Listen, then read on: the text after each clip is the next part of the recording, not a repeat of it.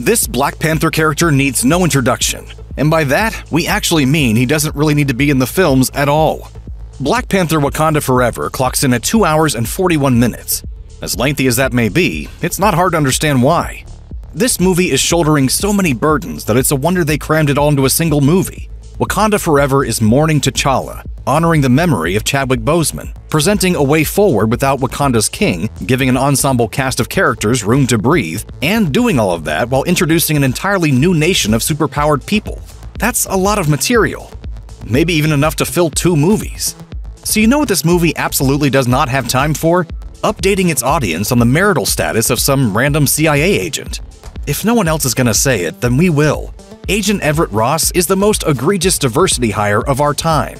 While we love Martin Freeman and very much like the idea of him as a snarky CIA agent in a Marvel movie, we're thoroughly exhausted by his existence in the Black Panther franchise. Once again, an excursion to Wakanda, the MCU's high-tech African nation that presents a rare opportunity for black voices to lead a comic book movie, is repeatedly interrupted by the presence of the world's most boring secret agent. That can't be good. Okoye's favorite colonizer is back, and more useless than ever, taking up space, wasting precious screen time, and barely contributing to the plot. As SlashFilm's Chris Evangelista put it in his review of the film, every time the film cuts back to Ross and his CIA antics, Wakanda Forever grinds to a halt so violently that you can practically see metal-on-metal sparks flying off the screen. As a presence in 2018's Black Panther, we only found Everett Ross mildly annoying. Did we bristle when he dismissed Wakanda as a third-world country? Of course. Did we smirk when he laid hands on T'Challa, prompting Okoye to plot his murder? Duh. Did you think we would forget? But we came around. Mostly because we like laughing and he inspired lots of jokes at his expense. When he arrives on a stretcher and Shuri looks him over with glee, she utters one of the movie's funniest lines. Great, another broken white boy for us to fix. There's also something wonderfully ironic about flipping the script with a token white guy. Ross basically assumes the role that's far too often given to people of color in these movies, playing second fiddle to the star. Except in his case, it's even funnier because he's hilariously inessential. Ultimately, it's Shuri, Okoye, M'Baku, and Nakia who ensure T'Challa's victory in Black Panther. And while it's nice to have a guy on the inside in Wakanda Forever, the rogue CIA agent is utterly unhelpful and needs Okoye to swoop in and rescue him by the movie's end. All this is to say that we've had some good times, Everett Ross and us fans. Every time they release a lineup of character posters for a Black Panther movie where Freeman is the sole piece of Wonder Bread, it plays like a hilarious inside joke that only Marvel Studios is aware of. But this walking gag has officially overstayed its welcome. And if yeeting him out of the entire MCU isn't an option, can we at least agree that he has no place in any future Black Panther movie?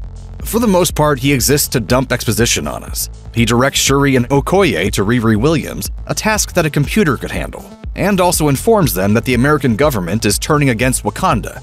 Not to mention, this seems intuitive based on everything that America has ever done. Eyes up. Americans. From there, jumping back to the CIA storyline just keeps us informed about how very unhappy the global powers have become with Wakanda's control of vibranium. But didn't we already know that? Wasn't that successfully communicated by Ramonda's Geneva speech and the various attempts to steal vibranium from Wakanda's outreach centers? And then there's the simple fact that none of the CIA developments have any impact on the story at hand. They are, at best, a way to indicate the direction of Wakanda's global relations, and at worst, set up for whatever Marvel project will be grappling with Contessa Valentina Allegra de la Fontaine after this. Honestly, the fact that the global powers have motivation to attack Wakanda doesn't even need this much setup.